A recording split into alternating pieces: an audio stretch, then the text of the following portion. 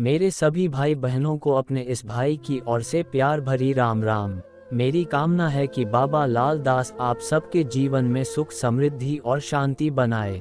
मेरे इस चैनल का एक ही उद्देश्य है कि मैं बाबा लाल दास की महिमा को संसार के कोने कोने में पहुंचा सकूं। तीसरे भाग में आपने पढ़ा कि बाबा लाल दास ने भोगरी जी की परीक्षा ली। अब अग्रिम भाग। एक दिन रोज की भांति लाल दास जी सूखी लकड़ी बटोरने के लिए अलवर किले के पास पहाड़ी पर गए, लेकिन पूरा भरोटा बनाने लायक सूखी लकड़ियां एकत्रित नहीं होने पर रात्रि विश्राम वहीं पर किया। प्रातः सुबह सूखी लकड़ी एकत्रित कर भरोटा लेकर अलवर की ओर चल दिए। दूसरी ओर गदन चिश्ती सूफी संत तिजारे वाली पहाड़ी की ओर जा रहे थे। गदन चिश्ती स्वयं नामवर फकीर थे, जिनका पहनावा एक लंबा कुर्ता और चोगा था। उसने सामने अपनी दिव्य दृष्टि से देखा कि कोई दिव्य शक्ति लकड़ी का भार लेकर उनकी ओर चली आ रही है।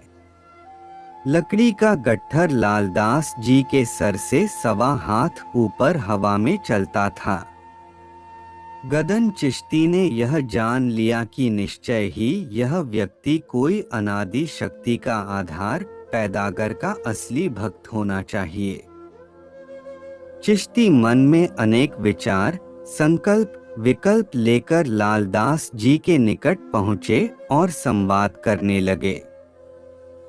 गदन चिश्ती ने बाबा को हिंदू मुसलमान के बीच वैमनस्यता की चौड़ी खाई को पाटने के लिए कहा। आपके साथ ईश्वर शक्तियाँ 4 मलायक रहती हैं, सो मैं गदन चिश्ती आपसे कहता हूँ कि आप सद्गुण विचारों के बीज हिंदू तुरक के बीच बीजने का कार्य करने में सक्षम हैं। भगवान ने आपको इस कार्य हेतु ही इस धरती पर भेजा है। इसी भावना को ध्यान में रखते हुए लाल दास जी समाज में व्याप्त कुरीतियों को दूर करने लगे। कुछ दिन और धौली दूब में रहने के बाद बाधोली गांव के पास टोडली गांव में पहुंचे और तपस्यारत रहने लगे। यह स्थान हरे भरे वनों से आच्छादित था।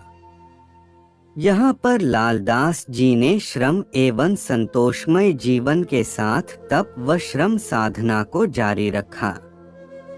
उससे जो प्रतिफल मिला उसे सहज भाव से स्वीकार कर उसका कुछ भाग दीन दुखियों की सेवा में सहायतार्थ खर्च करते रहे। जैसा कि ग्रंथ में वर्णित है, नाम ले और दीन कमावे, उद्यम करें अरु खाए खिलाए। लालदास जी बाधोली के निकट छपरा गांव के खंडेलवाल परिवार के कपास के खेत में श्रम किया करते थे।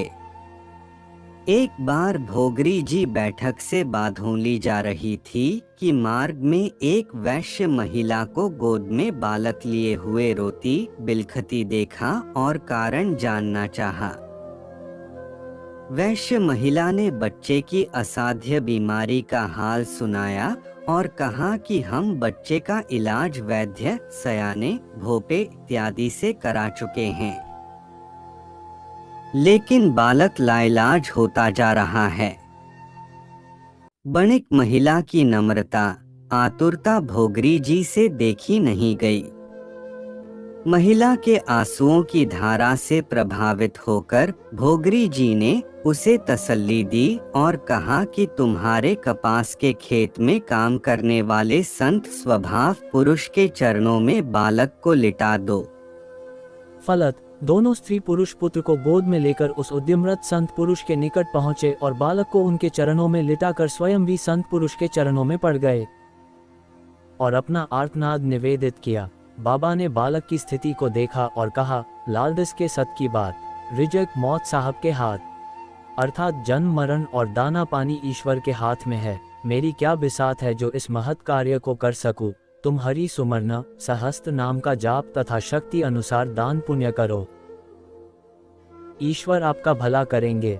लालदास जी ने बालक के सिर पर मोरछल फिराई, बालक कुलमुलाया और मां ने उसे सीने से लगा लिया।